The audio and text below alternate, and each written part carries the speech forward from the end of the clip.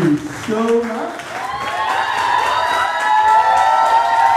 It's a great receptive audience, and I appreciate that. Come up to see it after the break. Here's Garfield.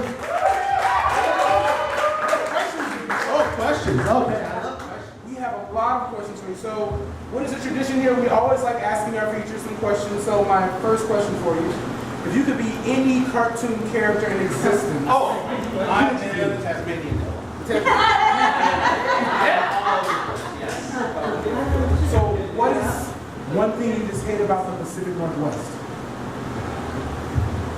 It's quiet arrogance. Yes. I mean, so often you see everyone's like all nice on the sidewalks and stuff, and then you hear them mumble, you know, this or that. You know, growing up, when I was about 5, we got divorced. The next 2 years, my mom dated 2 different black men. So we'd be out, and people would treat you one way when they're like right in your face, being real cool. Okay, we're 70, you know, this is the old black people in the 70s. And then you just start hearing whispers. You know, so it's still here today. You know, they treat everyone, they're trying to treat everyone as equals. But there's this quiet arrogance that this group is better than this group is better than this group. And in a sense, the South is a little more honest. You know, they let their hate or their disgust show. Here, sometimes you just never know.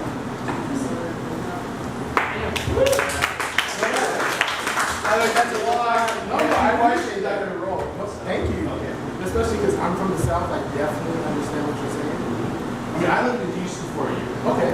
Originally I was checking across the country up through Maine and stuff, and then when I got in Iowa, I had friends in Houston, so I went south. And it was very interesting being a minority in my neighborhood, but also listening to each group just destroy the other groups. But when they're kind of together, we're all friends. Pull you aside. It's about, you know, the Nicaraguans, this about the Jews, this, you know, very third world. So my next question is definitely going to switch your mood a little bit. So, what's one thing you cook explicitly well? Oh, almost everything. I've cooked forever. Basically, my mom was not a cook, so we went to eat from age 5. We had to learn to cook. All right. And, Yeah. I was going to impress someone. It was probably the prosciutto wrapped chicken, a little herbarty. Hook it up. You know, and then probably do some rosemary with some potatoes and carrots on the side. I can barely live at home with me. You never bring that to Everett Poetry. So, this may be a question you don't even have to answer after that, but what's your guilty pleasure?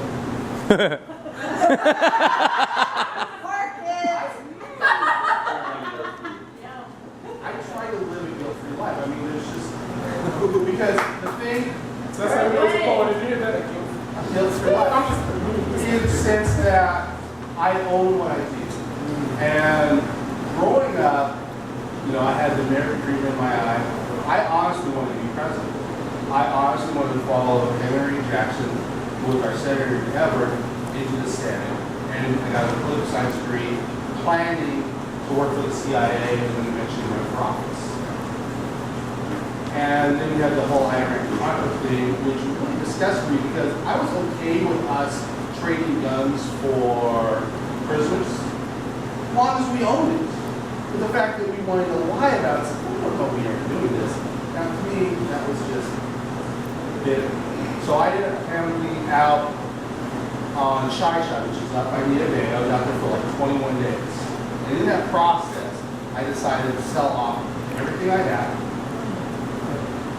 and take off hitchhiking. And the thought was I could be very successful going into politics, or I could be not. But I really need to say, because to be successful in politics, you just got to be cutthroat. You know? So you might see people who you really want in office, but eventually, just like cops, the more they're there, the crappier they become simply because they have to make too many bargains and they get frustrated. So I chose an artist life realizing that I was never going, to have deep pockets. I would have to learn to live thin and live the life I wanted and not rejection of the marriage.